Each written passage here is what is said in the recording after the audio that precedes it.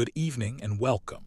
In this story, we will explore Napoleon Bonaparte, the emperor who reshaped Europe, and uncover how a quiet boy from the rugged island of Corsica rose through the chaos of the French Revolution to become the most powerful man on the continent, commanding vast armies, redrawing the map of Europe, and leaving behind a legacy that would echo through centuries of history.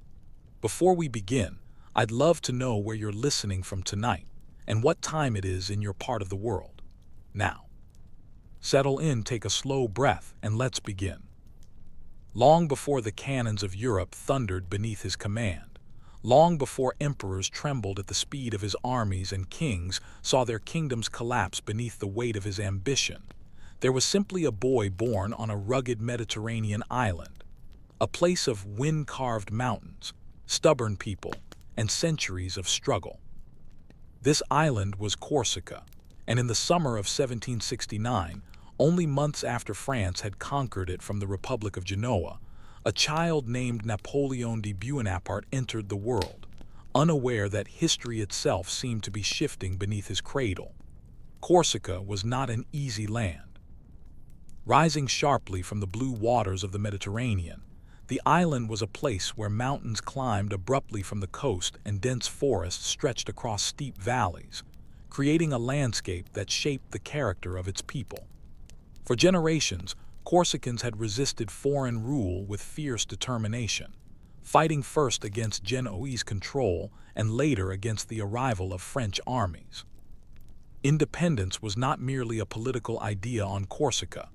It was part of the island's identity, whispered in family stories and sung in the old songs of the hills. Napoleon was born into this atmosphere of restless pride and simmering resistance. His father, Carlo Bonaparte, belonged to the minor Corsican nobility, a man ambitious enough to recognize the opportunities offered by French rule, yet deeply aware that his family lived between two worlds, culturally Italian, politically French, and emotionally tied to the fiercely independent traditions of Corsica. His mother, Letizia Ramolino, possessed a strength that would leave a profound mark on her children. Only 19 when Napoleon was born, she had already lived through years of conflict as French troops fought to secure control of the island.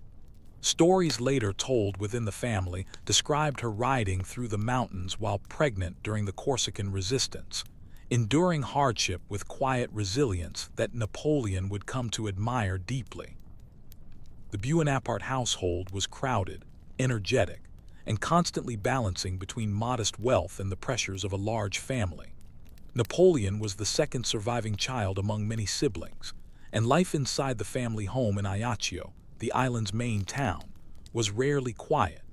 The children grew up surrounded by the sounds of the Mediterranean world, church bells echoing through narrow streets, fishermen shouting in the harbor, and the constant wind that swept across the island's hills.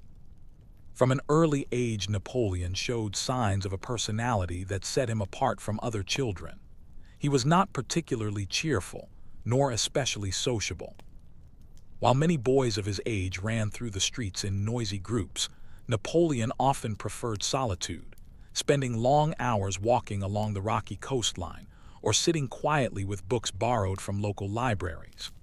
Those who knew him as a child later remembered a serious, almost distant temperament, as though he were observing the world rather than fully participating in it. Corsica itself reinforced this tendency. The island's history was filled with stories of rebellion and heroic resistance, particularly the legendary struggle led by Pasquale Paoli, the Corsican leader who had attempted to create an independent republic before the French conquest. To many Corsicans, Paoli was not merely a politician, but a symbol of freedom itself, a man whose dream of independence had briefly turned the island into one of Europe's most unusual political experiments. Young Napoleon grew up hearing these stories constantly. For a time, he admired Paoli deeply, imagining himself as part of the same tradition of resistance. In his earliest writings as a teenager, he even described the French as foreign occupiers and expressed sympathy for Corsican independence. This perspective would later shift dramatically as his life unfolded, yet those early years instilled within him an intense awareness of politics, power, and the fragile nature of national identity. Life inside the Bonaparte household was shaped largely by the discipline of Napoleon's mother. Letizia ruled the family with remarkable authority, managing the household finances with strict efficiency while raising a growing number of children in a world that offered few luxuries. She expected obedience, resilience, and self-control, qualities she believed were necessary for survival in a society where fortunes could change quickly. Napoleon learned these lessons well.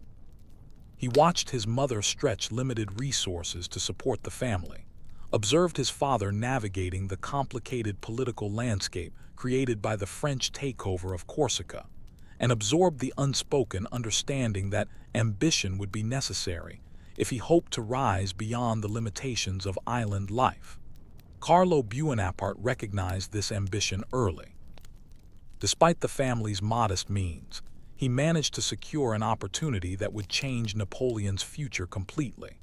Through connections with the new French administration on Corsica, Carlo arranged for his son to receive a scholarship to study in mainland France, a privilege rarely granted to families from the recently conquered island. The decision would remove Napoleon from Corsica at a young age. When he left the island to begin his education in France, he carried with him a complicated identity that would shape his personality for years to come. He spoke French poorly, his accent thick with Italian influence, and his manners reflected the provincial culture of Corsica rather than the refined expectations of the French elite. In France, he would be seen as an outsider. But that experience had not yet begun. For now, he was still a boy wandering the hills of Corsica, staring out across the endless horizon of the Mediterranean and dreaming quietly of a future that remained completely invisible to the people around him. The island itself seemed to encourage such dreams. Corsica's landscapes possessed a dramatic beauty that stirred the imagination. Mountains rose sharply above valleys where small villages clung to rocky slopes. Olive trees twisted beneath the Mediterranean sun, while shepherds guided flocks through narrow mountain paths worn smooth by centuries of travel. At night, the sky above the island filled with stars so bright they seemed almost close enough to touch. In such a place, it was easy for a thoughtful child to imagine a destiny larger than the boundaries of his surroundings. Napoleon read constantly during these years, devouring books about ancient heroes and classical history. Figures such as Alexander the Great, Julius Caesar, and Hannibal fascinated him, not merely because of their victories, but because they had transformed the world through bold action and relentless determination. These stories stirred something powerful within the young boy's mind. He did not yet imagine himself as emperor, but he began to understand that history was shaped by individuals willing to seize opportunity when it appeared. Corsica, however, remained a small island in a vast world, and the opportunities available there were limited. For families like the Bonapartes, advancement depended increasingly on adapting to French rule rather than resisting it. Carlo understood this reality clearly, and his decision to send Napoleon to France reflected a strategic calculation about the family's future. In 1779, when Napoleon was only 9 years old, he left Corsica for the first time. The journey across the Mediterranean marked the end of his childhood on the island and the beginning of a life that would unfold far beyond its shores. Yet the influence of Corsica never disappeared from his character.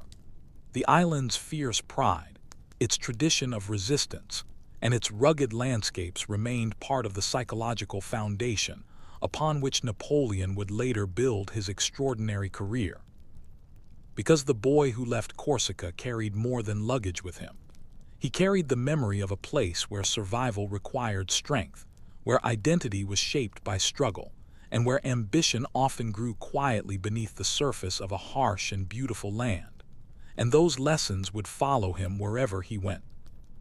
When 9-year-old Napoleon left Corsica and crossed the Mediterranean to mainland France, he entered a world that felt immediately foreign to him, not only in language and customs, but in the quiet social hierarchies that governed nearly every aspect of life in the French kingdom.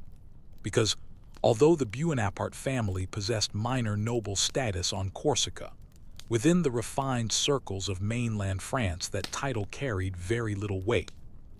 And the young boy who arrived at the military school of Brienne-le-Château in 1779 quickly discovered that he was not seen as a promising young aristocrat, but rather as something awkwardly in between, a provincial outsider from a recently conquered island.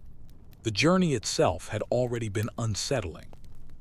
Corsica had been wild and mountainous, its towns noisy and intimate, its culture shaped by Mediterranean traditions that blended Italian language with fiercely local customs. France, by contrast, felt organized, disciplined, and deeply aware of class distinctions. The architecture of Brienne, its stone buildings, long corridors, and strict routines, contrasted sharply with the loose, family-centered life Napoleon had known on the island. And then there was the language. Napoleon spoke French poorly when he arrived. His accent was heavy with Italian influence, and his grammar often clumsy compared to the polished speech of his classmates, many of whom came from established noble families who had been raised within the refined culture of the French aristocracy. To them, the boy from Corsica sounded strange, his voice carrying the rhythms of a distant island that few of them had ever visited. Children can be merciless observers of difference. Napoleon quickly became the target of quiet mockery and occasional cruelty from his classmates. They laughed at his accent, joked about the rugged reputation of Corsicans, and reminded him frequently that he was not truly one of them. In a world where social status mattered enormously, the fact that Napoleon attended the school on a scholarship, essentially funded by the French crown as part of its effort to integrate Corsican families into French society, made him appear even more like an outsider. For many children, such treatment might have encouraged attempts to fit in. Napoleon reacted differently. Instead of trying to imitate the behavior of his wealthier classmates, he withdrew into a kind of intellectual solitude, focusing intensely on his studies while maintaining a quiet emotional distance from the social life of the school. The mockery did not disappear, but he learned to endure it with a stubborn pride that would later become one of the defining features of his character. Brienne was a military academy designed to prepare boys from noble families for future service as officers in the French army, and its curriculum combined traditional education with training, intended to develop discipline, leadership, and physical endurance. The students studied mathematics, history, geography, and languages, while also participating in exercises that introduced them to the fundamentals of military life. Among these subjects, Napoleon discovered one that fascinated him above all others: mathematics. Numbers possessed a clarity that social interactions often lacked. Equations obeyed logical rules, and problems had precise solutions that depended on reasoning rather than social standing. For a boy who felt constantly judged by his accent and background, mathematics offered a world where ability mattered more than ancestry. Napoleon excelled in it. His teachers quickly noticed his unusual talent for calculations and spatial reasoning, skills that would later prove invaluable in the field of artillery, where precise measurements and understanding of trajectories could determine the outcome of battles. While other students struggled with complex mathematical problems, Napoleon approached them with an intensity that bordered on obsession. Yet academic success did not transform him into a popular figure among his classmates. If anything, his seriousness and aloofness made him seem even more distant. While the other boys participated eagerly in games and social gatherings, Napoleon often spent his free time alone, reading books about ancient history or wandering the school grounds lost in thought. Those books became a refuge. The stories of great historical leaders fascinated him deeply. Alexander the Great, who had conquered vast territories before the age of 30, Julius Caesar, whose ambition and strategic brilliance had reshaped the Roman world, Hannibal, the Carthaginian general who had marched war elephants across the Alps to challenge Rome itself. These figures seemed larger than life. And for a boy who felt isolated within the social structure of the academy, they offered something powerful, proof that individuals could change the course of history through determination and bold action. Napoleon began imagining such possibilities for himself. At first, these dreams remained private, barely visible to those around him. Outwardly, he appeared quiet, sometimes even brooding, a student whose seriousness made him seem older than his years. Yet beneath that reserved exterior, his mind was constantly analyzing the world around him, absorbing information about military strategy, geography, and political power. His classmates noticed his intensity. Some continued mocking him, but others began recognizing a certain strength within his character. Napoleon rarely responded to insults with emotional outbursts. Instead, he developed a cold, controlled manner that allowed him to endure humiliation without revealing weakness. This emotional discipline would become one of his greatest strengths later in life. Another activity that revealed Napoleon's emerging leadership instincts occurred during winter months when heavy snowfall covered the grounds of the academy. The students often organized elaborate snowball battles, constructing makeshift forts, and dividing themselves into opposing teams that attempted to capture one another's defensive positions. Napoleon approached these games differently than the other boys. Rather than charging recklessly into the fight, he began organizing his teammates carefully, designing defensive structures and assigning specific roles to each participant. Under his direction, the snowball battles began to resemble miniature military operations, complete with coordinated attacks and carefully planned strategies. The results were striking. Napoleon's teams often won. Even in childhood games, he demonstrated an instinct for organization, strategy, and leadership that set him apart from the other students. Though the battles themselves were harmless competitions, they hinted at a mind capable of transforming chaos into structured action. Yet despite these small victories, Napoleon's years at Brienne were not easy. He missed Corsica intensely during his early time in France. Letters he wrote during this period reveal a young boy who still thought of himself primarily as Corsican, rather than French.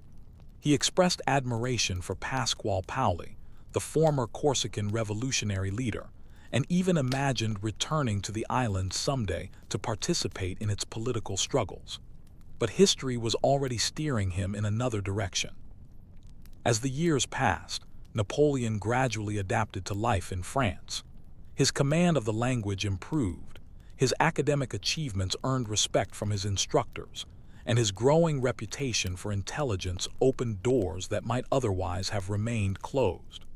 By the time he reached his mid-teens, it had become clear that his talents justified further advancement within the French military education system. In 1784, he was selected to attend the École Militaire in Paris, one of the most prestigious military academies in the kingdom. The opportunity represented a dramatic step forward. Paris was not merely another school. It was the political and cultural center of France, a city where royal power, intellectual movements, and social tensions were all converging in ways that would soon transform the entire nation. When Napoleon prepared to leave Brienne and travel to the capital, he could not yet know that the world around him was approaching one of the most explosive periods in European history. Because while the young Corsican officer in training studied artillery mathematics and read about ancient generals, the foundations of the French monarchy itself were beginning to crack. And soon those cracks would open the door for a young outsider with extraordinary ambition. When Napoleon arrived in Paris to continue his studies at the École Militaire, he stepped into a city that appeared magnificent on the surface, yet trembled quietly beneath the weight of tensions that had been building for generations. Because, although France was still officially ruled by King Louis XVI, the structure of the old monarchy was beginning to crack under the pressure of financial crisis, social inequality, and ideas that were spreading across Europe like sparks in dry grass. Paris in the 1780s was one of the largest and most vibrant cities in the world. Grand boulevards stretched past elegant mansions owned by aristocratic families whose wealth had been accumulated over centuries. Markets overflowed with goods from across the French Empire, and the salons of the wealthy buzzed with intellectual debate about philosophy, politics, and the future of society. Yet beyond these elegant districts lived thousands of ordinary citizens struggling with rising food prices, heavy taxes, and a political system that seemed designed to protect the privileges of the elite. For centuries, France had been governed by a rigid social structure known as the ancient regime, a system that divided society into three official estates.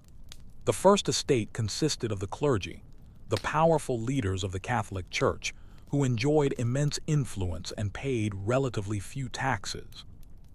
The second estate included the nobility, aristocratic families who held vast lands and important government positions while benefiting from numerous legal privileges. And the third estate, which represented the overwhelming majority of the population, included everyone else: merchants, farmers, laborers, craftsmen, and professionals who carried most of the financial burden of supporting the kingdom. This imbalance had existed for generations, yet by the late 18th century, it was becoming increasingly difficult to maintain. France had accumulated enormous debts after years of expensive wars, including its costly support of the American colonies during their struggle for independence from Britain. Meanwhile, poor harvests and rising bread prices were placing severe pressure on ordinary citizens whose survival depended on access to affordable food. The situation created a dangerous atmosphere, and into this unstable world stepped the young Corsican artillery officer Napoleon Bonaparte. At the École Militaire, Napoleon continued the intense academic focus that had defined his years at Brienne. He studied mathematics, engineering, and military science with relentless determination, because artillery, the branch of the army responsible for cannons and battlefield engineering, required officers capable of precise calculations and strategic thinking. Napoleon thrived in this environment. Unlike many aristocratic officers who relied on family connections to advance within the army, Napoleon possessed genuine technical expertise that set him apart from many of his peers. His instructors recognized his talent quickly, and although the program normally required several years of study, Napoleon completed his training in just 1 year, graduating in 1785 at the age of 16. He received his commission as a second lieutenant in the French artillery. For a young man from a modest Corsican family, this achievement represented a remarkable step forward. The French army offered opportunities for advancement, yet under the old system those opportunities remained limited by social class.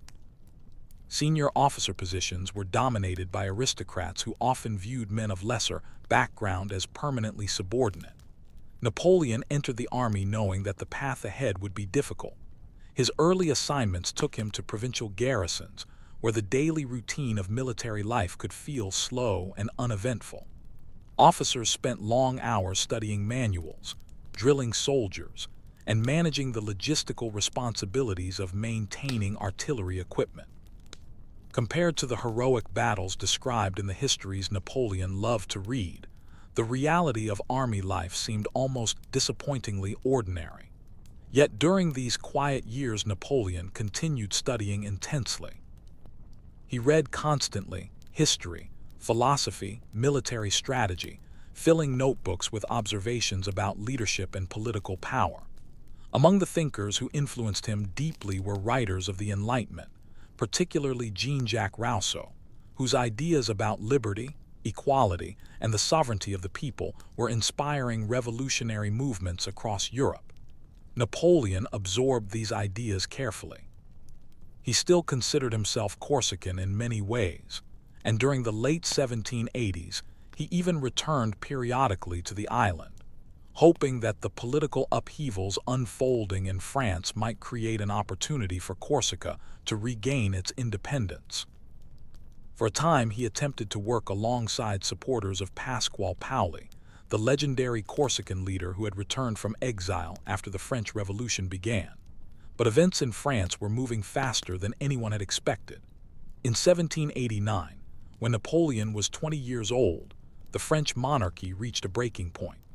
Facing financial collapse, King Louis XVI summoned a national assembly known as the Estates General, hoping to resolve the kingdom's economic crisis. Instead, the gathering ignited a political explosion. Representatives of the Third Estate, frustrated by centuries of inequality, declared themselves the legitimate voice of the French people and began demanding sweeping reforms. Within months, the revolution had spread through the streets of Paris.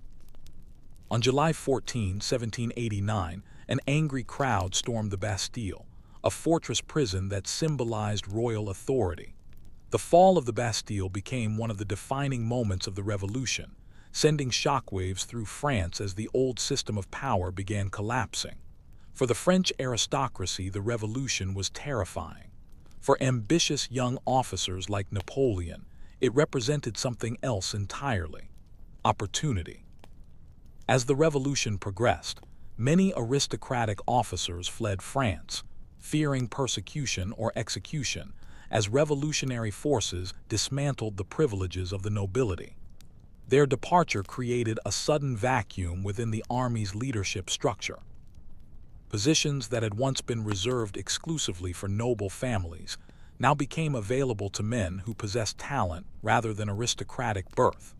Napoleon recognized the significance of this moment immediately. The rigid social hierarchy that had once limited his advancement was disappearing. In its place emerged a chaotic but dynamic system where ability, loyalty to the revolution, and sheer determination could propel a young officer upward with astonishing speed. At the same time, France was entering an era of war. The revolutionary government faced hostility from neighboring monarchies who feared that the revolutionary ideas spreading from Paris might threaten their own power. Austria and Prussia mobilized armies to challenge the new French regime, and soon the nation found itself fighting enemies both outside and inside its borders. These wars demanded capable officers. Napoleon was ready. He threw himself into the revolutionary cause with growing enthusiasm, believing that the collapse of the old aristocratic order opened a path for men of talent to rise through merit rather than birthright. Though he still carried elements of his Corsican identity, he increasingly saw his future tied to the transformation unfolding within France. The revolution was dangerous. It was unpredictable, but for a young artillery officer with extraordinary ambition, it had opened a door that had been locked for centuries, and Napoleon Bonaparte was about to walk through it. By the early 1790s, the French Revolution had moved far beyond the hopeful political reforms that many citizens initially imagined, transforming instead into a turbulent and dangerous struggle for survival, in which the young republic faced enemies on nearly every side. Foreign monarchies threatened invasion. Internal rebellions erupted across the countryside, and the revolutionary government itself grew increasingly suspicious of anyone whose loyalty seemed uncertain. It was within this unstable environment, where careers could rise or collapse almost overnight, that the young artillery officer Napoleon Bonaparte encountered the moment that would change his life forever. Until that point, Napoleon had remained a relatively obscure lieutenant in the French army, known primarily among fellow officers for his intelligence and intense dedication to his work, but possessing little reputation beyond the small circles of the artillery corps. Like many young officers during the early years of the Revolution, he spent much of his time moving between assignments, studying military texts, and observing the rapidly shifting political landscape of France. Then, in 1793, an opportunity appeared. It arrived in the form of a crisis in the southern French port city of Toulon. Toulon was one of the most important naval bases in France, a strategic harbor along the Mediterranean coast where the French fleet was anchored and where vast supplies of weapons and ammunition were stored. Control of the city meant control of the French navy in the region, making it a vital asset for whichever side possessed it. But the revolution had divided the nation deeply. In several regions, royalist supporters, citizens who remained loyal to the French monarchy and opposed the radical direction of the revolution, began organizing rebellions against the revolutionary government in Paris. Toulon became one of the most dangerous of these uprisings. In August 1793, the royalists of Toulon seized control of the city and made a decision that stunned the revolutionary leadership. They invited British and Spanish forces to occupy the harbor. Within days, foreign warships entered the port, taking control of the French fleet and transforming Toulon into a fortified base for the enemies of the French Republic. From there, British commanders hoped to launch further operations along the Mediterranean coast while weakening France's ability to fight the expanding European coalition. For the revolutionary government in Paris, this was intolerable. Toulon had to be retaken. An army was quickly assembled and sent south to lay siege to the city, yet the operation faced enormous challenges. The British Navy controlled the harbor, foreign troops strengthened the city's defenses, and the terrain surrounding Toulon made direct assault extremely difficult. At first, the French siege progressed slowly and chaotically. The Revolutionary Army was still reorganizing itself after the collapse of the old aristocratic officer corps. Many experienced commanders had fled the country or been executed during the radical political purges sweeping through France. Leadership positions were often filled by officers with limited experience, and coordination among different units proved difficult. Into this confused situation arrived a young artillery officer who had recently been assigned to assist with the siege. Napoleon Bonaparte was only 24 years old. At first, he held a relatively minor position within the army's artillery command, responsible for organizing cannons and assisting senior officers with battlefield calculations. Yet almost immediately, he began studying the terrain surrounding Toulon with the same intense focus that had defined his academic work at military school. Napoleon noticed something others had overlooked. The key to retaking Toulon was not a direct assault on the city walls but control of the high ground overlooking the harbor. From certain strategic positions, artillery batteries could dominate the harbor itself, threatening the British fleet and forcing the enemy to abandon the port. It was a simple idea in principle, but it required careful planning and precise execution. Napoleon presented his strategy to the French commanders overseeing the siege, arguing that if the French army could capture specific hills surrounding the harbor and install powerful artillery batteries there, the British ships would no longer be able to remain safely in the port. Without naval support, the royalist defenders inside Toulon would quickly lose their advantage. Some officers initially dismissed the young lieutenant's proposal. He was inexperienced after all, and the revolution had created an atmosphere where political loyalty sometimes mattered more than strategic insight. Yet Napoleon persisted with remarkable confidence, explaining his plan repeatedly until senior commanders finally agreed to test his ideas. Once given the opportunity, Napoleon moved quickly. He organized artillery units with extraordinary efficiency, supervising the movement of cannons into carefully chosen positions, and ensuring that supplies of ammunition and gunpowder were delivered to the new batteries. His mathematical training allowed him to calculate firing angles and distances with impressive accuracy, transforming the scattered artillery of the French army into a coordinated weapon capable of striking precise targets across the harbor. The decisive moment came in December 1793. French forces launched an assault on a heavily fortified position known as Fort Mulgrave, a stronghold protecting the heights that overlooked the port. The battle was fierce and chaotic, fought under darkness and heavy gunfire as French soldiers struggled to capture the enemy defenses. Napoleon himself was present during the fighting. At one point he was wounded when a British soldier stabbed him with a bayonet during the close combat surrounding the fort. The injury was not severe, but it became one of the earliest battlefield wounds of a man who would spend much of his life in war. Despite the fierce resistance, the French attack succeeded. Fort Mulgrave fell. Within hours, Napoleon's artillery batteries were installed on the newly captured heights, and the cannons began firing down into the harbor where British ships had been anchored safely for months. The effect was immediate. The British commanders realized that remaining in Toulon would now expose their fleet to devastating bombardment from the surrounding hills. Unable to maintain their position, they ordered a rapid evacuation of the harbor. Without British support, the royalist defenders of Toulon collapsed quickly. The city was retaken by the Revolutionary Army. For Napoleon, the consequences were extraordinary.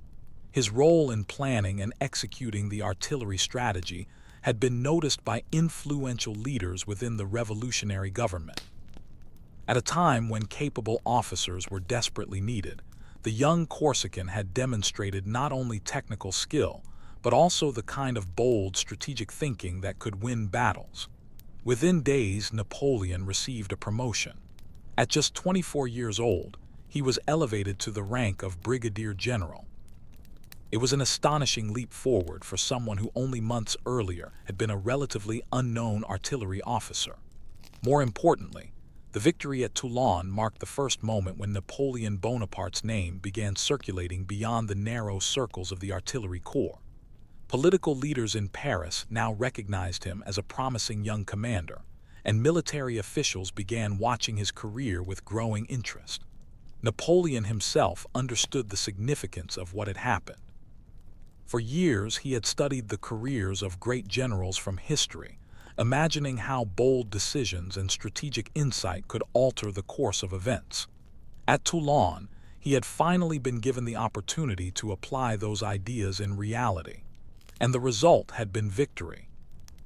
The young outsider from Corsica was no longer invisible. History had begun to notice him.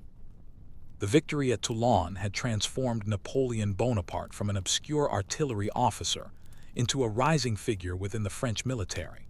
Yet the years that followed proved that success during the French Revolution rarely guaranteed stability, because the revolution itself was still moving through one of the most volatile periods in modern history, a time when political factions struggled violently for control, and where yesterday's heroes could become tomorrow's prisoners almost overnight.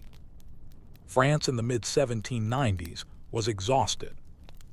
The revolution had already passed through its most terrifying phase, known as the Reign of Terror, during which thousands of suspected enemies of the Republic had been executed by guillotine under the radical leadership of Maximilien Robespierre.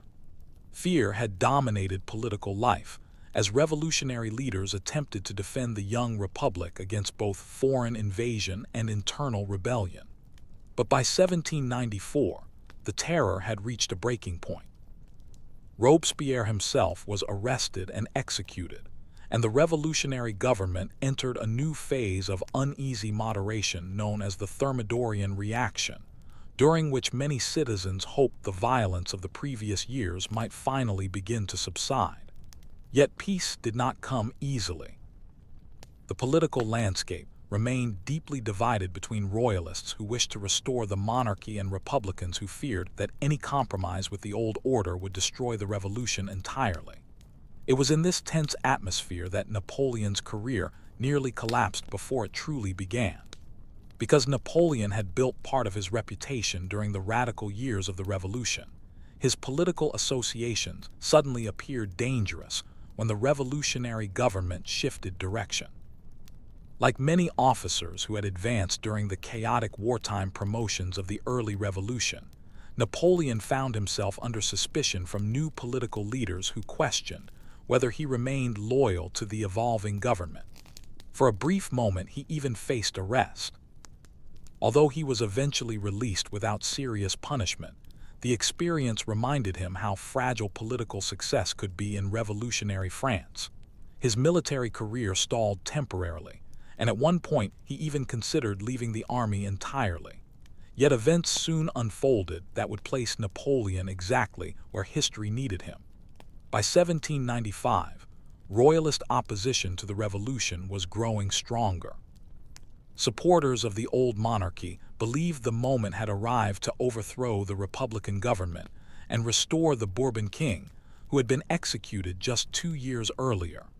Paris became the center of this tension. Royalist groups began organizing large demonstrations against the revolutionary government known as the Directory, hoping to rally support from citizens who had grown weary of years of political chaos and economic hardship. The demonstrations quickly evolved into something more dangerous, a full-scale uprising aimed at seizing control of the capital. On October 5, 1795, thousands of royalist supporters marched toward the heart of Paris. Their goal was clear: overthrow the revolutionary government and replace it with a monarchy. The leaders of the Directory were terrified. The revolutionary government possessed limited military forces within the city, and the possibility of royalist victory threatened to undo everything the revolution had achieved. If the uprising succeeded, the republic might collapse entirely. Desperate for a solution, the government turned to a man who had recently proven his ability to act decisively during crisis: Napoleon Bonaparte. At that moment, Napoleon was only 26 years old, but his success at Toulon had established his reputation as a bold and capable officer. One of the revolutionary leaders, Paul Barras, remembered Napoleon's effectiveness during the siege and summoned him to take command of the government's defense in Paris. Napoleon accepted immediately. He understood that this moment represented an extraordinary opportunity. If he succeeded, his career could rise to heights unimaginable for someone of his background. If he failed, he might disappear into the same political chaos that had destroyed so many other officers during the Revolution. His response was swift and uncompromising. Napoleon quickly surveyed the city and realized that the key to stopping the royalist uprising was artillery, the weapon he understood better than any other officer present. The government's forces possessed cannons, but they were located in storage outside the immediate reach of the capital. Napoleon needed them. He ordered a young cavalry officer named Joachim Murat to retrieve the cannons and bring them into Paris as quickly as possible. Murat carried out the mission with remarkable speed, racing through the city streets to secure the artillery before the royalist forces could capture it themselves. Within hours, the cannons were positioned along the routes where the royalist demonstrators were expected to advance. Napoleon waited. Soon the royalist crowds began moving toward the government stronghold near the Tuileries Palace, where the Directory had established its headquarters. Thousands of armed supporters marched through the streets, convinced that the revolutionary government lacked the strength to resist them. They were wrong. As the crowd approached the defensive positions, Napoleon gave the order. The cannons fired. Instead of traditional solid cannonballs, Napoleon had loaded the guns with grape shot, a type of ammunition consisting of clusters of small metal balls that spread outward violently when fired, turning the cannon into a devastating anti-personnel weapon. The effect was immediate and terrifying. The first volley tore through the advancing crowd, sending waves of panic through the royalist demonstrators who had not expected such brutal resistance. When the cannons fired again, the uprising collapsed completely. The surviving royalists scattered through the streets, abandoning their attempt to seize the city. The entire confrontation lasted only a short time, but it saved the revolutionary government. The event quickly became known as the whiff of grape shot, a phrase later used by historians to describe the decisive moment when Napoleon's artillery ended the royalist threat in Paris. For the Directory, the outcome was exactly what they needed. The revolution had survived another challenge, and Napoleon Bonaparte had proven himself once again as a man capable of acting decisively during crisis. The rewards came quickly. Napoleon was promoted to command the Army of the Interior, responsible for maintaining security within France itself. More importantly, his name now carried significant political weight within the government.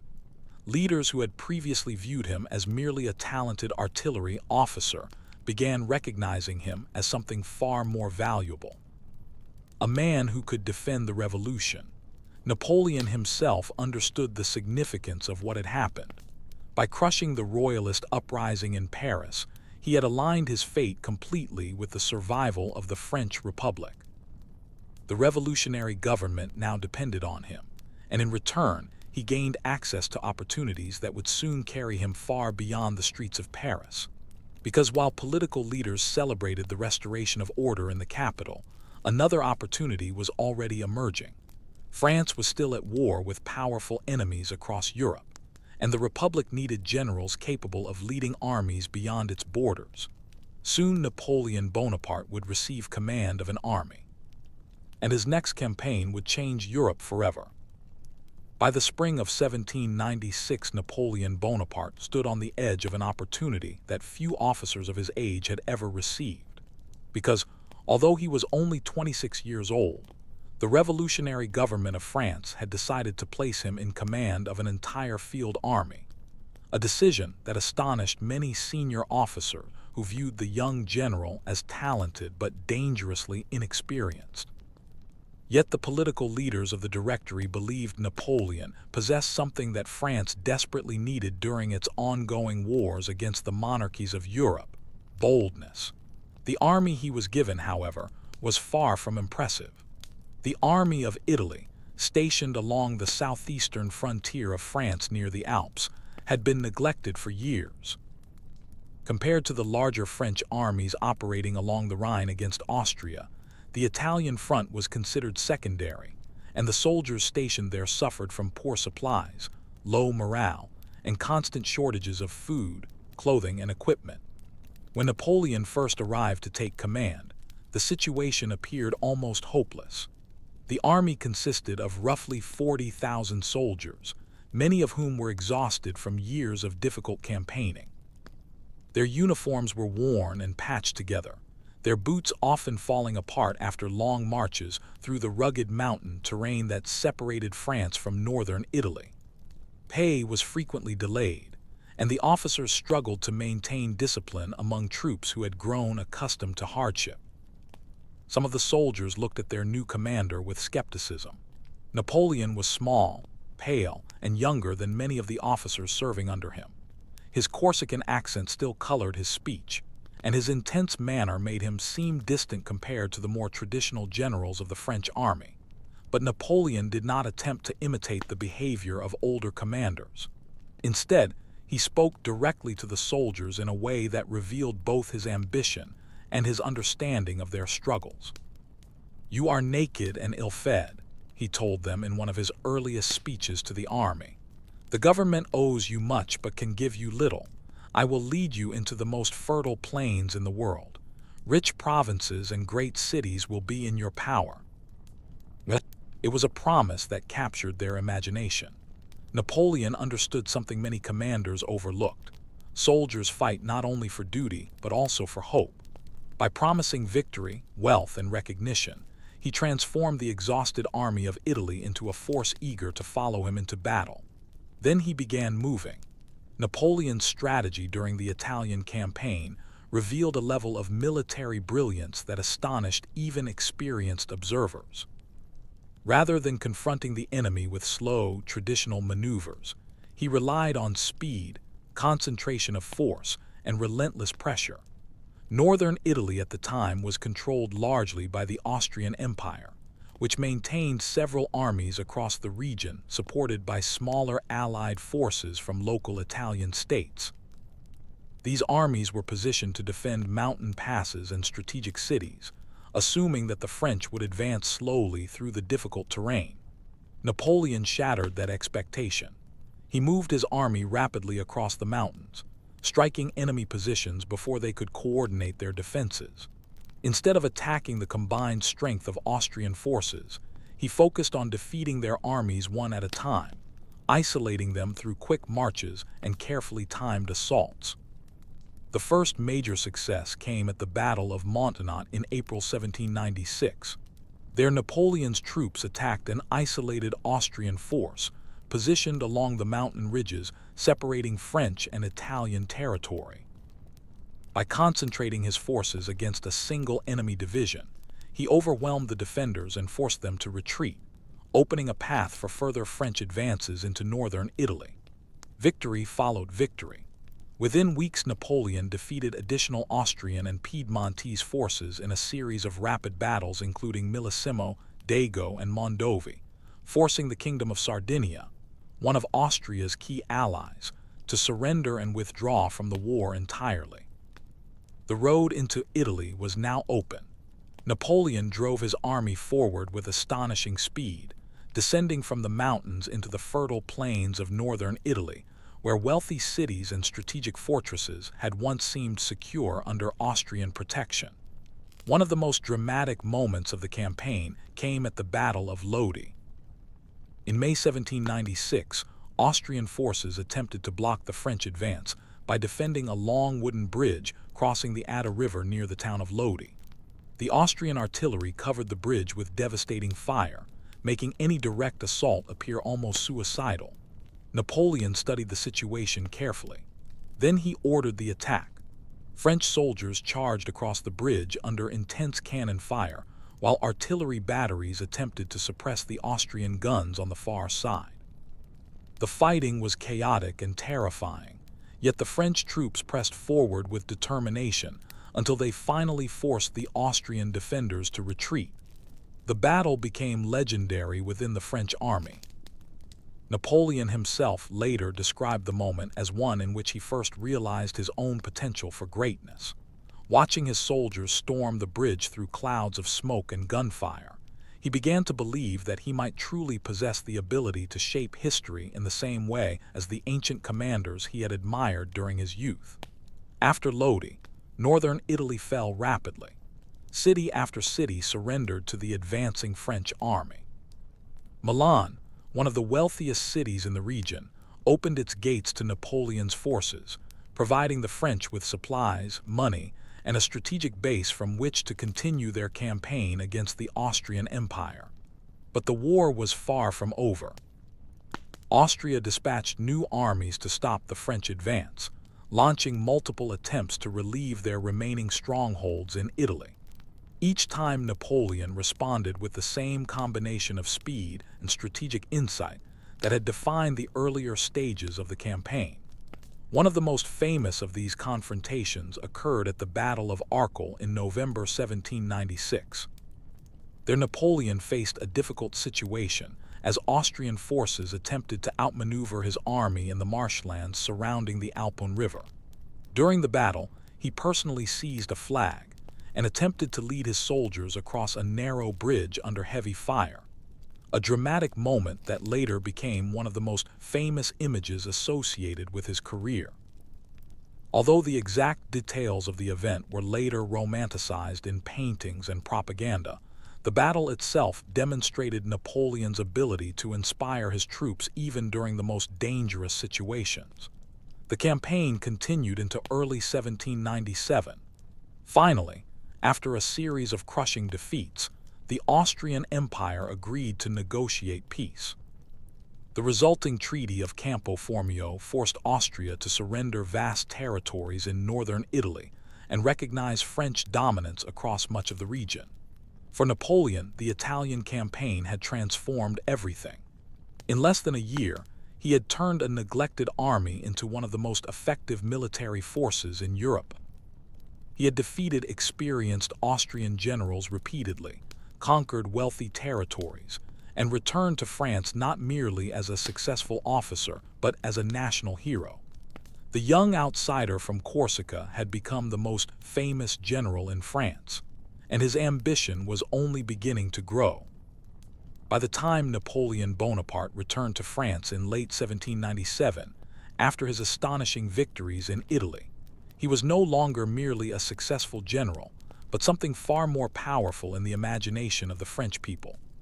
A national hero, whose rapid triumphs seemed almost unbelievable in a country that had spent years struggling through revolution, political instability, and exhausting wars against the monarchies of Europe. Newspapers praised his brilliance, artists painted dramatic scenes of his victories, and ordinary citizens began speaking his name with a mixture of admiration and curiosity, as though the young commander had somehow stepped out of the pages of the ancient histories he had loved as a child. Yet Napoleon himself was not satisfied. Victory in Italy had proven his abilities on the battlefield, but he understood that true power in France did not come from military success alone. The revolutionary government known as the Directory, which ruled France during this period, remained suspicious of ambitious generals who commanded loyal armies and enjoyed enormous popularity among the public. Several members of the Directory quietly feared that Napoleon's fame might one day threaten their authority. Napoleon sensed this tension.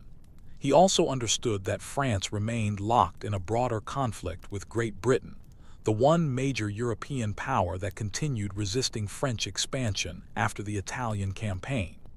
Britain possessed the most powerful navy in the world, and its island geography made a direct invasion extremely difficult for French forces. Napoleon began considering alternatives. If France could not defeat Britain directly, perhaps it could strike at the foundations of British power elsewhere. His attention turned toward the east. For centuries, Britain had grown wealthy through trade with India and the wider markets of Asia, using sea routes that passed through the Mediterranean and across the Middle East. Napoleon imagined a bold strategy. By invading Egypt, France might disrupt Britain's access to these valuable trade networks while simultaneously expanding French influence into territories that had once formed the heart of ancient civilizations. The idea fascinated him. Egypt held a powerful place in the imagination of Europeans. It was a land of pyramids, deserts, and mysterious ruins whose origins stretched back thousands of years before the rise of Greece or Rome.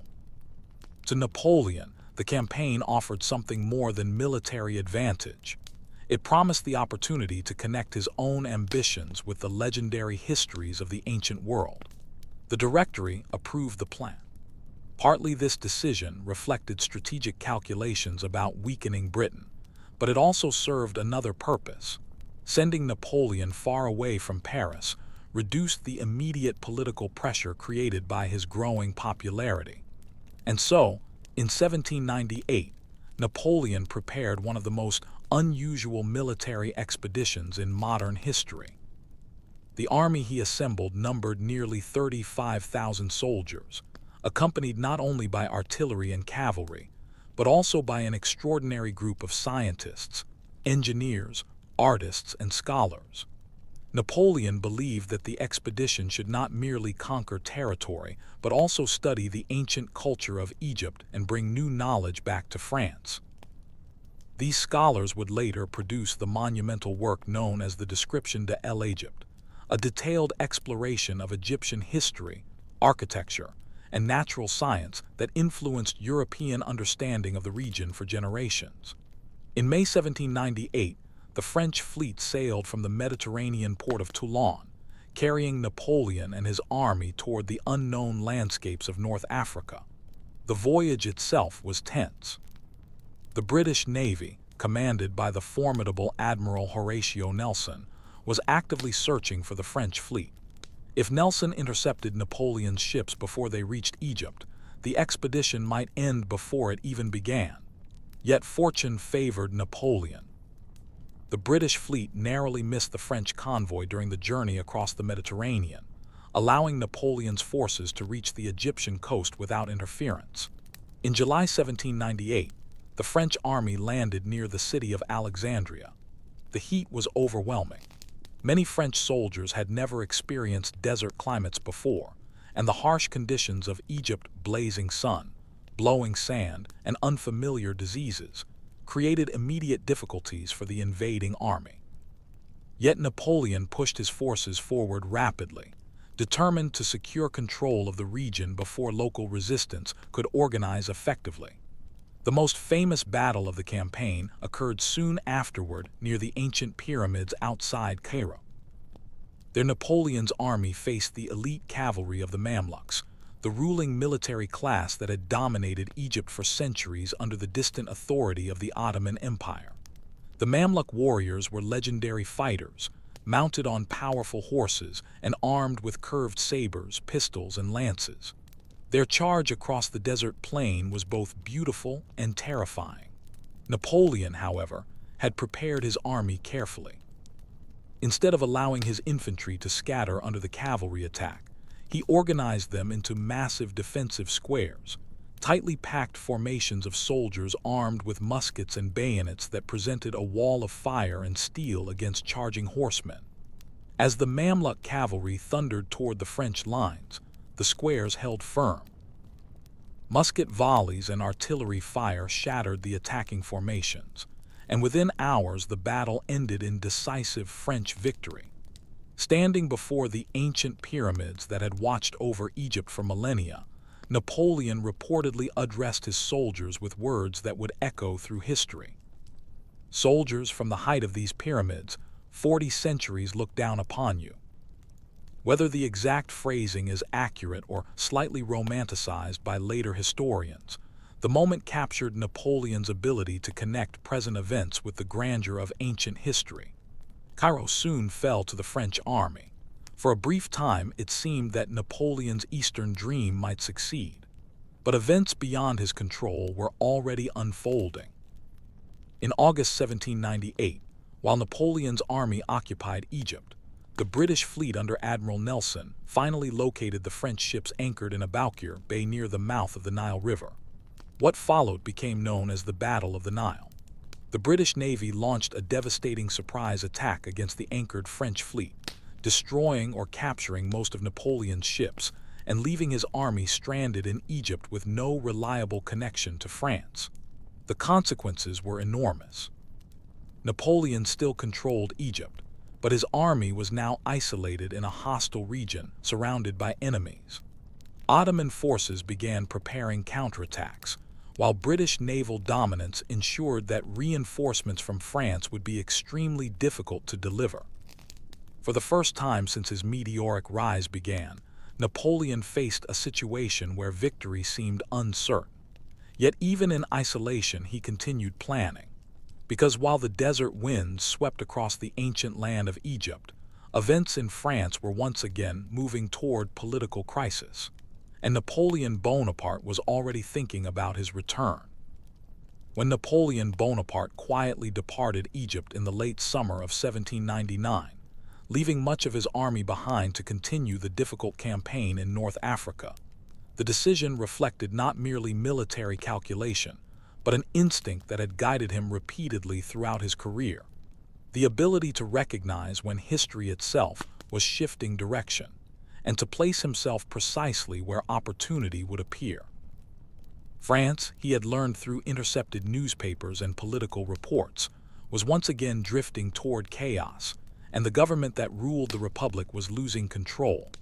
The Directory, which had governed France since the fall of the Reign of Terror, was deeply unpopular by this time.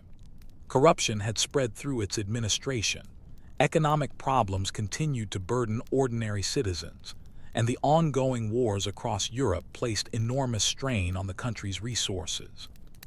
Political factions within the government constantly maneuvered against one another, and many French citizens had begun to lose faith that the revolutionary experiment could ever produce lasting stability.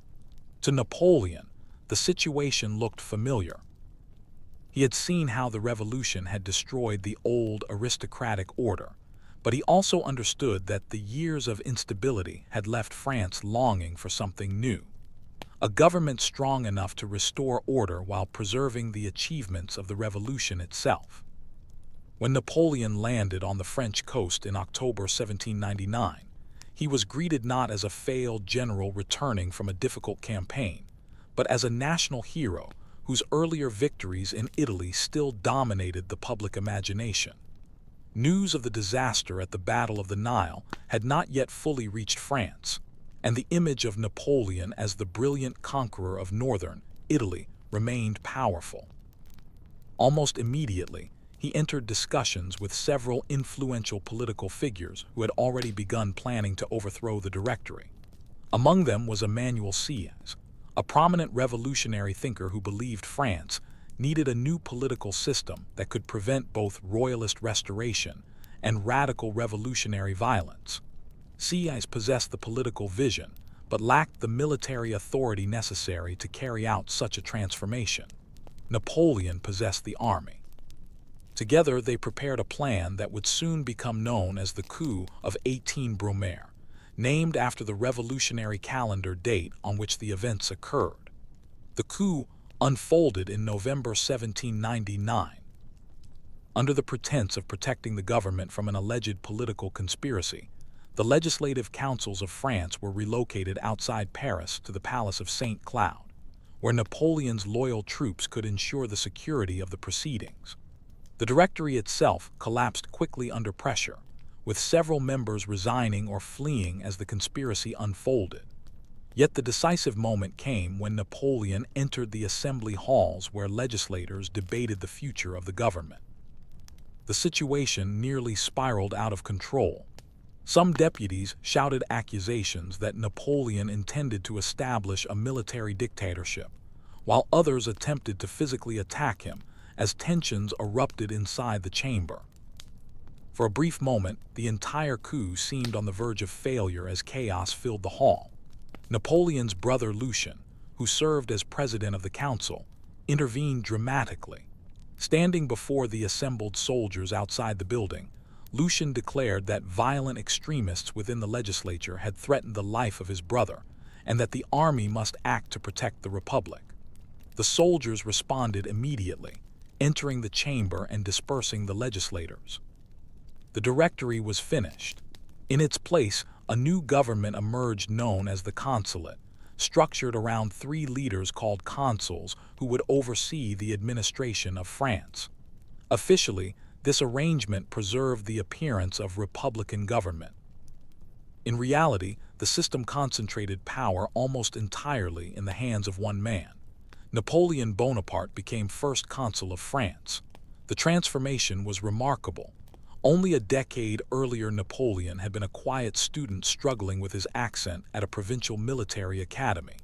Now, at the age of 30, he stood at the head of one of the most powerful nations in Europe. But Napoleon did not intend to remain merely a temporary leader. Over the next several years, he reshaped the structure of the French state with extraordinary energy.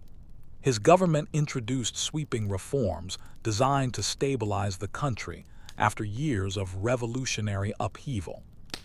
One of his most important achievements was the creation of the Napoleonic Code, a new legal system that replaced the confusing patchwork of laws inherited from the old monarchy.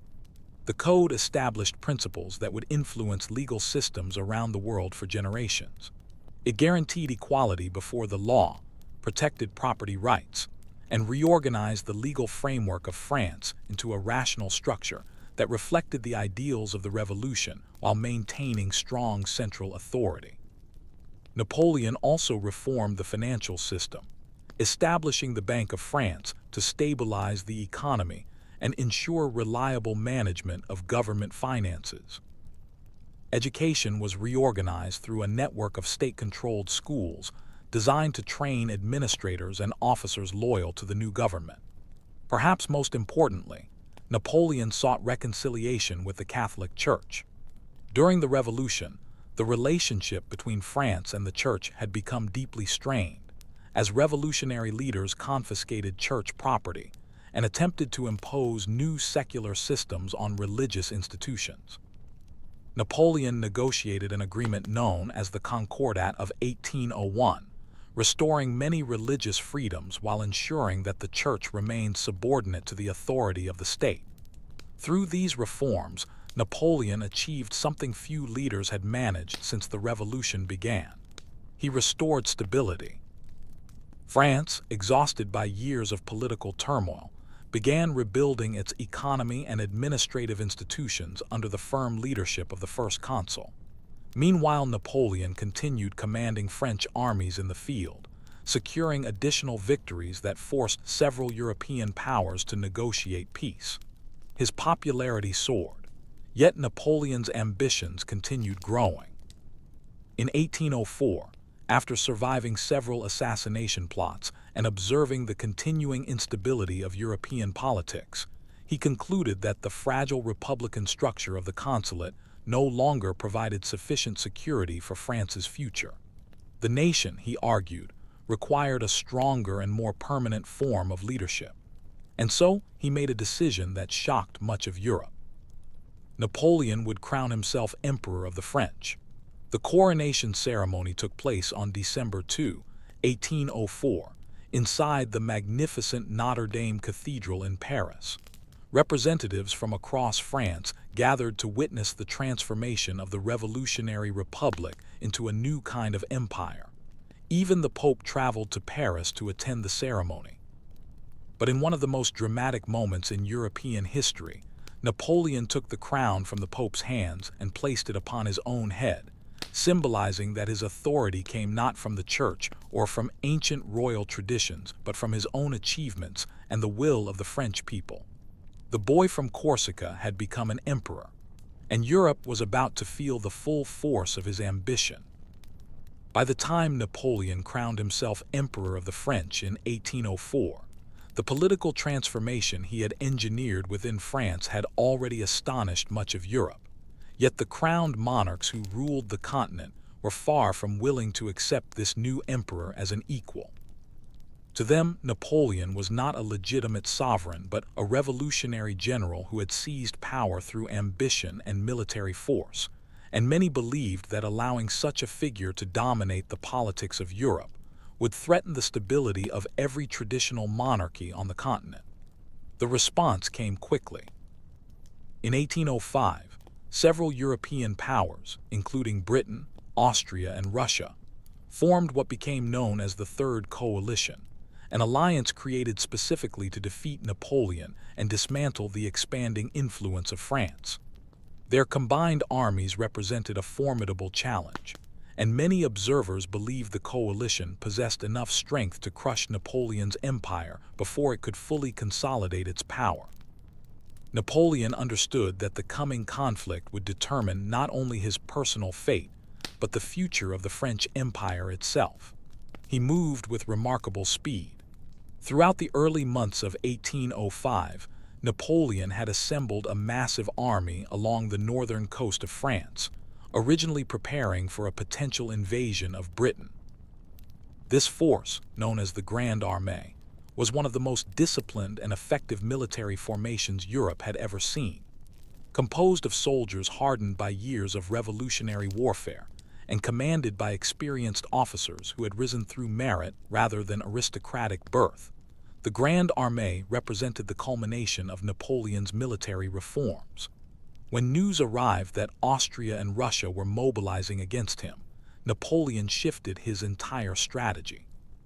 Instead of invading Britain, he marched the Grande Armée rapidly across France and into Central Europe, covering extraordinary distances in a matter of weeks.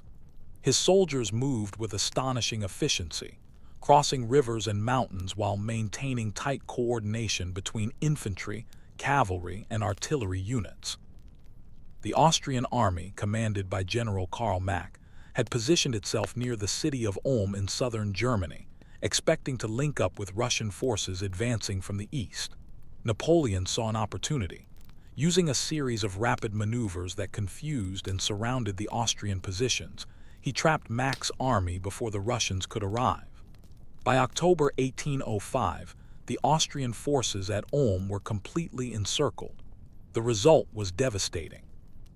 Nearly 60,000 Austrian soldiers were captured without a major battle, a stunning strategic victory that shattered one pillar of the coalition before the campaign had truly begun. But the decisive confrontation still lay ahead. The combined Russian and Austrian armies regrouped farther east and prepared to challenge Napoleon in what would become one of the most famous battles in military history. The location was a region of rolling hills and frozen ponds near the town of Austerlitz, in what is now the Czech Republic. Napoleon studied the terrain carefully. He understood that the enemy commanders believed they possessed superior numbers, and that they would likely attempt to attack his army's right flank, which appeared weakly defended. Napoleon deliberately encouraged this perception, allowing the Allied forces to believe they had discovered a vulnerability in his line. It was a trap. On the morning of December 2, 1805, exactly 1 year after his imperial coronation, the Battle of Austerlitz began beneath a cold winter sky. As Napoleon predicted, the Allied armies launched their main attack against the French right flank, attempting to overwhelm what they believed was the weakest part of the French position. Their soldiers descended from the high ground known as the Pratzen Heights, moving across the battlefield in large formations. At first, the French forces appeared to retreat, but Napoleon had been waiting for this moment. Once the Allied armies had committed the majority of their forces to the attack, he ordered a massive counterstrike against the now lightly defended center of the enemy line.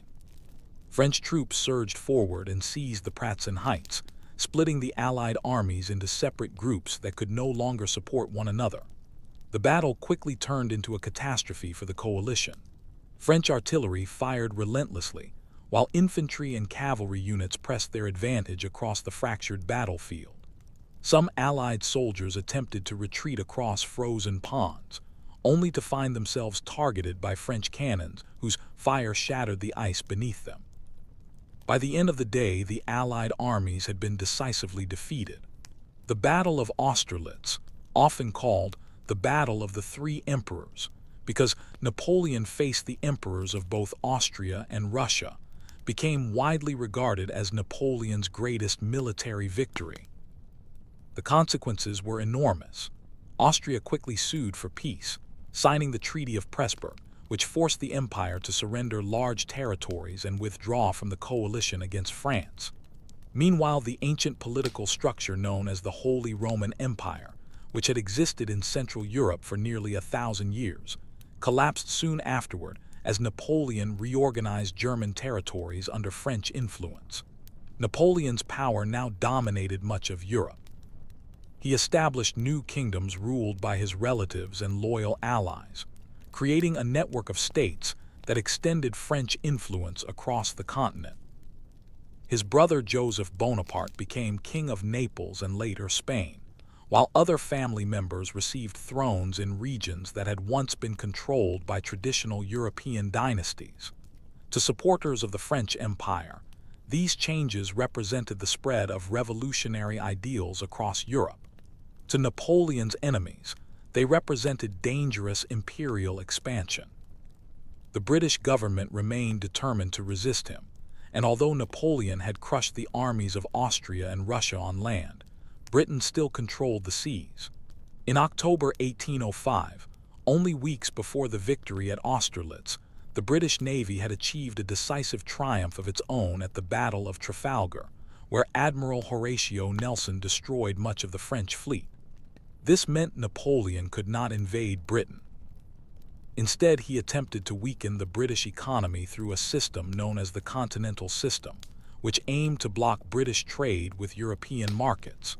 The plan would soon create new tensions across the continent, because maintaining control over such a vast empire required constant pressure on neighboring states, and not every ruler in Europe was willing to accept Napoleon's dominance indefinitely. For a brief moment after Austerlitz, however, Napoleon stood at the peak of his power. He had defeated the greatest armies of Europe. He had redrawn the political map of the continent, and he had become, in the eyes of both admirers and enemies, the most powerful man in Europe. But the higher a conqueror rises, the more dangerous the fall can become. And far to the east, beyond the borders of Napoleon's expanding empire, another emperor was beginning to watch his rise with growing concern. By the early years of the 19th century, Napoleon Bonaparte appeared to stand at the height of his power, ruling an empire that stretched across much of Europe and commanding armies whose victories had reshaped the political landscape of the continent. Yet beneath this impressive structure of authority and conquest lay a growing problem that Napoleon himself struggled to solve: the difficulty of maintaining control over an empire whose size and complexity continued expanding beyond anything a single ruler could easily manage. Among the greatest challenges he faced was the stubborn independence of Russia. After the defeat at Austerlitz, Napoleon and Tsar Alexander had briefly reached a political understanding during the Treaty of Tilsit in 1807, where the two emperors met on a floating platform in the middle of the Niemen River and negotiated an uneasy alliance. For a time, it seemed as though France and Russia might cooperate in shaping the future of Europe, dividing spheres of influence while isolating their common enemy, Great Britain. But the alliance never rested on solid foundations. Napoleon expected Russia to participate fully in his continental system, the economic blockade designed to weaken Britain by preventing European trade with British merchants.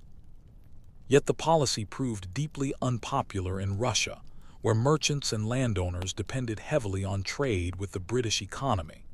As the years passed, Tsar Alexander gradually relaxed his commitment to the blockade.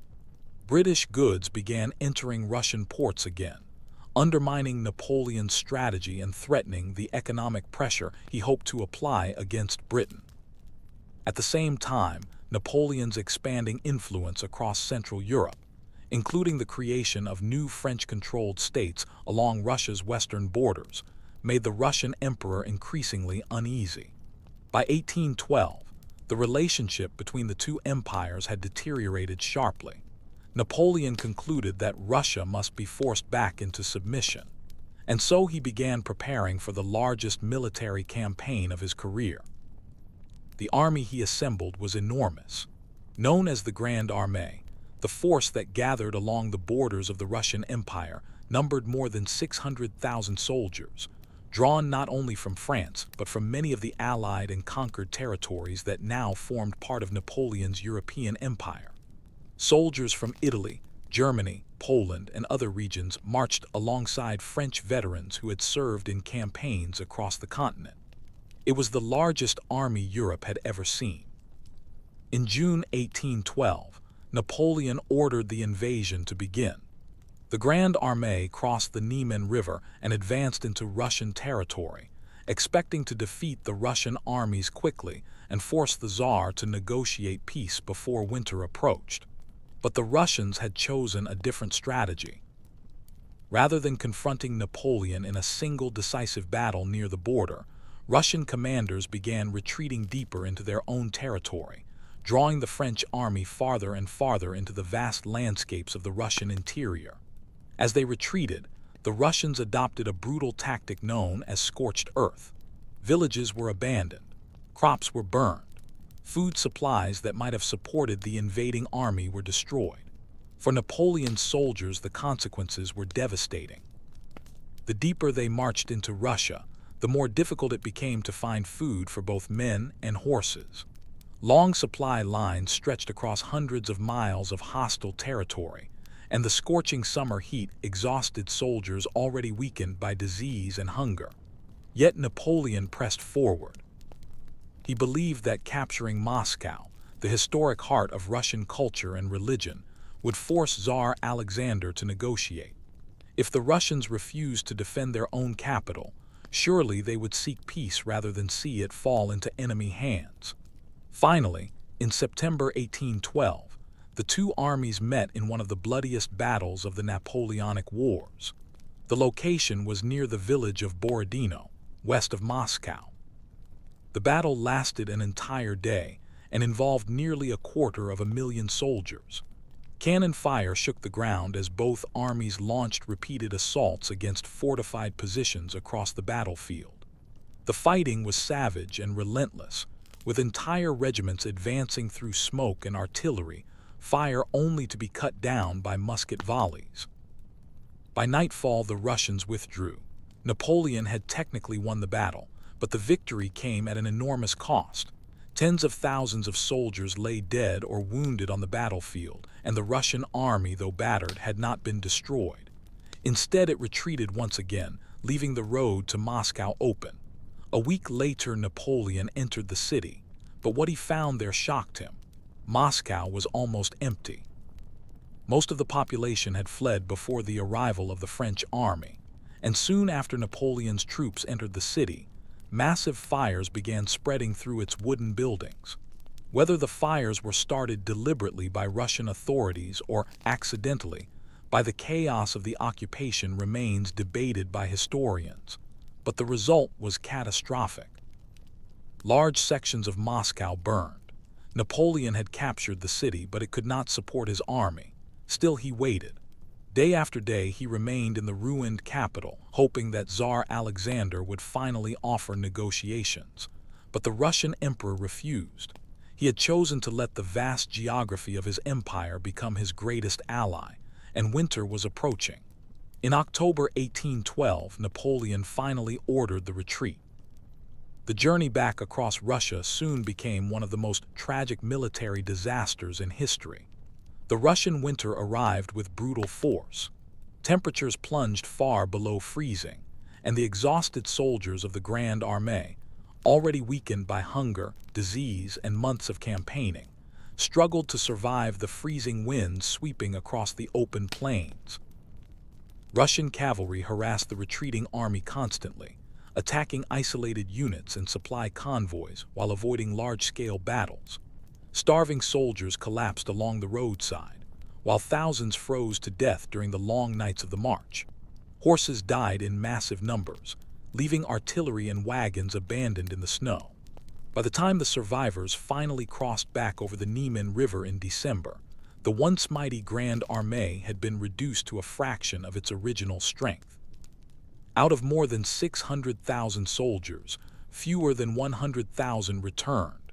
The Russian campaign had shattered Napoleon's empire. Across Europe, nations that had once feared the unstoppable power of the French army began preparing to rise against him. The myth of Napoleon's invincibility had been broken in the frozen fields of Russia, and the emperor who had once ruled much of Europe now faced a continent ready to challenge his power. The catastrophic retreat from Russia in the winter of 1812 marked a turning point not only for Napoleon Bonaparte, but for the entire political balance of Europe, because for more than a decade the emperor's enemies had watched his rise with a mixture of fear and frustration, unable to defeat him despite repeated attempts. Yet now the enormous losses suffered by the Grand Armée revealed something that had once seemed impossible: Napoleon could be beaten.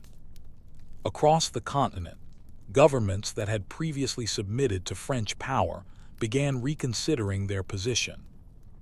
Austria, Prussia, Russia, and Britain moved quickly to form a new alliance known as the Sixth Coalition, determined to drive Napoleon from power while his army was still weakened from the Russian disaster. Fresh troops mobilized across Europe, and former allies who had once been forced to support the French Empire began switching sides. Napoleon understood the danger immediately. Despite the terrible losses in Russia, he returned to France and began rebuilding his army with astonishing speed. New conscripts were recruited from across the empire, many of them very young soldiers who lacked the experience of the veterans lost during the retreat. Yet Napoleon still possessed something that few other commanders could match: his extraordinary ability to organize armies and inspire men to follow him even during the most desperate situations. In 1813, he marched once again into Central Europe. For a time, it seemed as though his military genius might still rescue his empire. During the early stages of the campaign, Napoleon won several victories against the coalition forces, demonstrating that even with a newly formed army, he remained one of the most formidable generals in the world.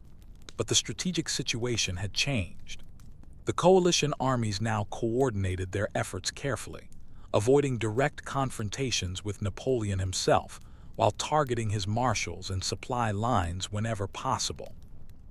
Instead of allowing Napoleon to defeat their armies one by one, a strategy that had brought him so much success in earlier campaigns, they forced him to fight against overwhelming numbers. The decisive confrontation came in October 1813 at the Battle of Leipzig, often called the Battle of Nations. It was the largest battle fought in Europe before the First World War. More than 600,000 soldiers from multiple countries clashed across the fields and villages surrounding the German city of Leipzig. French troops fought desperately against the combined forces of Russia, Prussia, Austria, and Sweden, but the numerical advantage of the coalition armies eventually proved too great. After several days of brutal fighting, Napoleon was forced to retreat.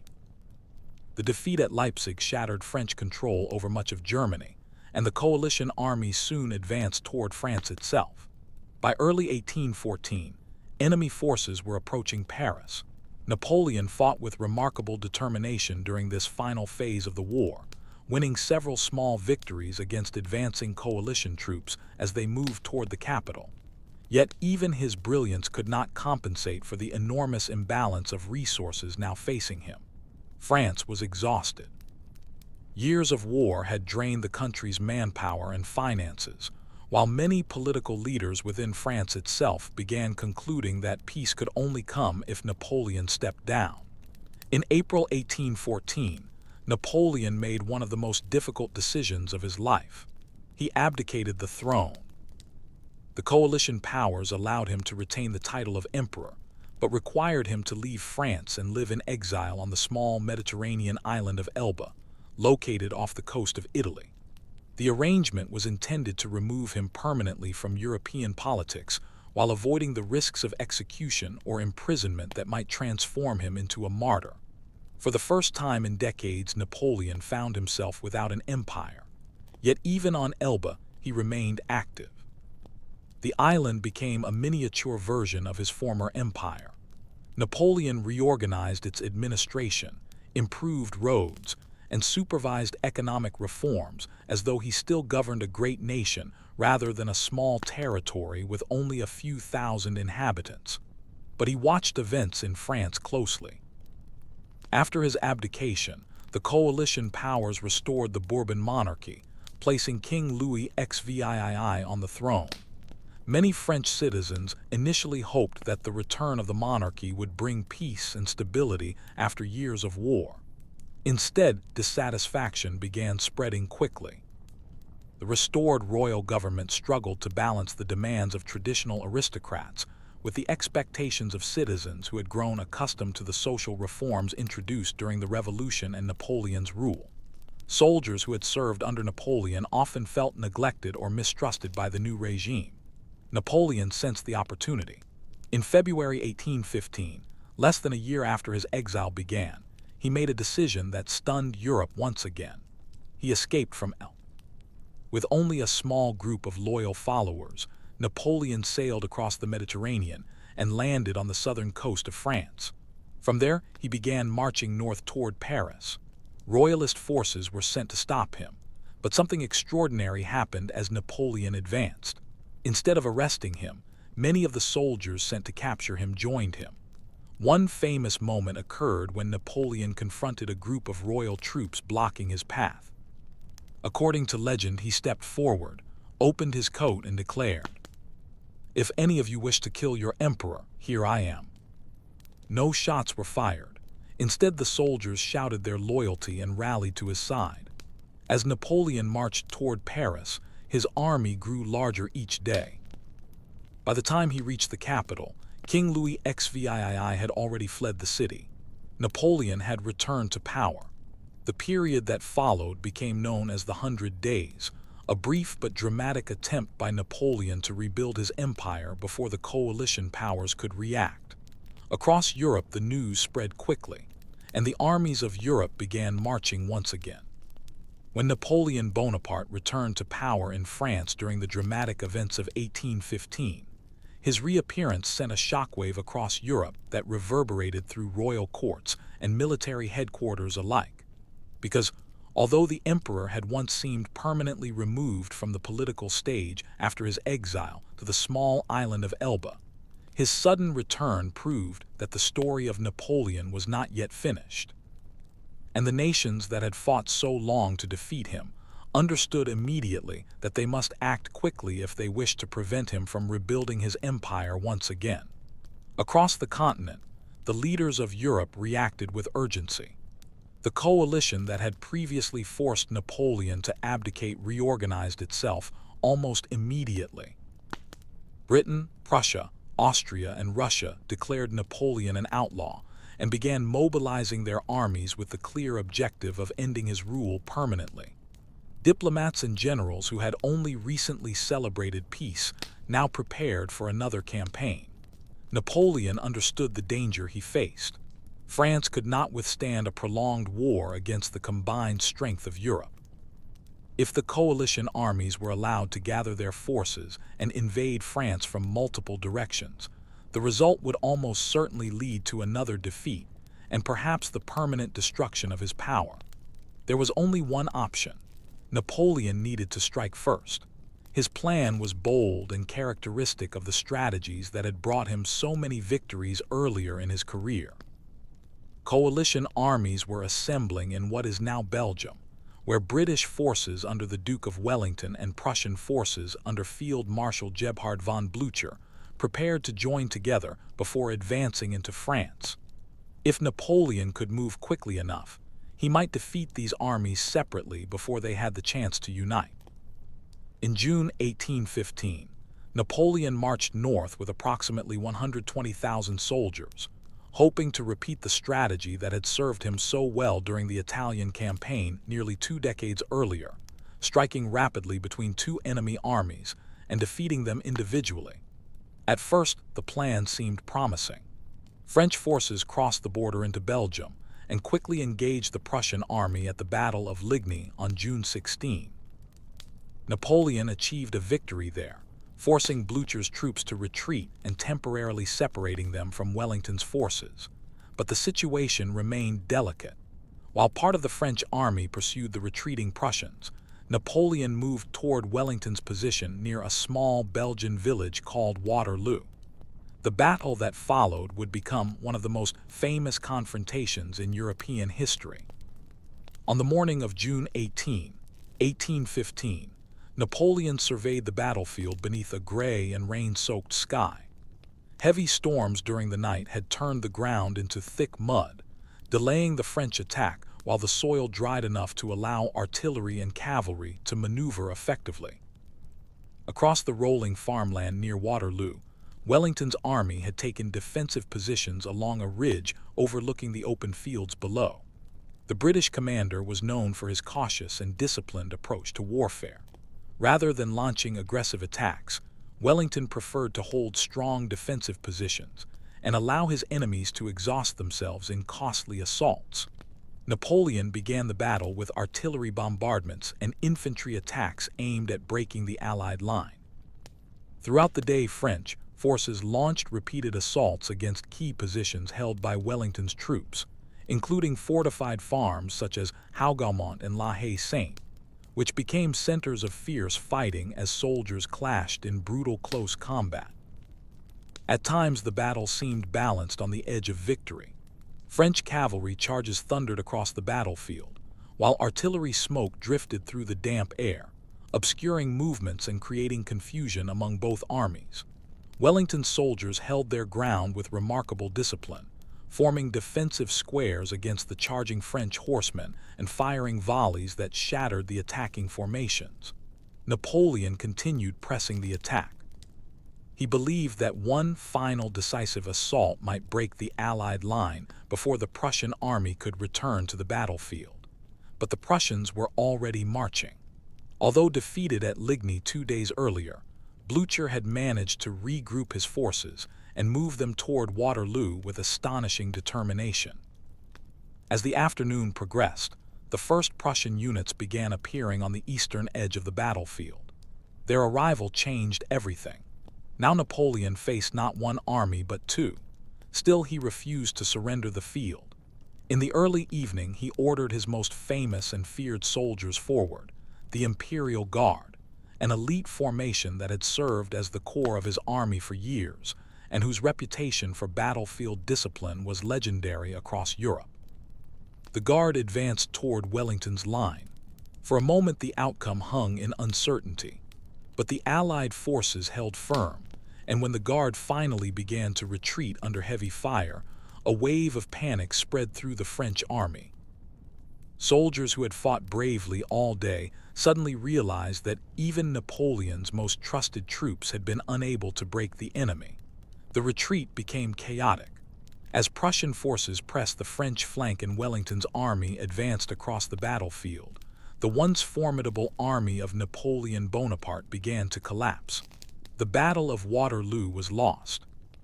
Within days, Napoleon returned to Paris, where political leaders recognized that continuing the war would only bring further destruction to France.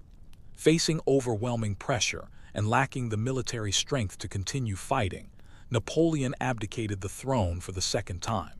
But this time, there would be no return. The coalition powers decided that exile to a nearby island like Elba had been a mistake. Napoleon needed to be placed somewhere so remote that escape would be impossible. They chose the island of St. Helena, a lonely volcanic rock in the middle of the South Atlantic Ocean, thousands of miles from Europe. There Napoleon would spend the final years of his life. Removed from the armies and political intrigues that had defined his career, he lived under British supervision while dictating memoirs and reflecting on the extraordinary path his life had taken, from the rugged hills of Corsica to the throne of an empire that once dominated Europe. He died on St. Helena in 1821 at the age of 51. Yet his legend did not fade. Napoleon Bonaparte left behind a legacy that reshaped the laws, politics, and military traditions of Europe. The reforms he introduced within France influenced legal systems across the world, while the wars he fought transformed the political map of the continent. To some, he remained a tyrant whose ambition plunged Europe into years of devastating war. To others, he was a visionary who carried the ideals of the French Revolution across the continent. But to history, Napoleon Bonaparte became something even larger.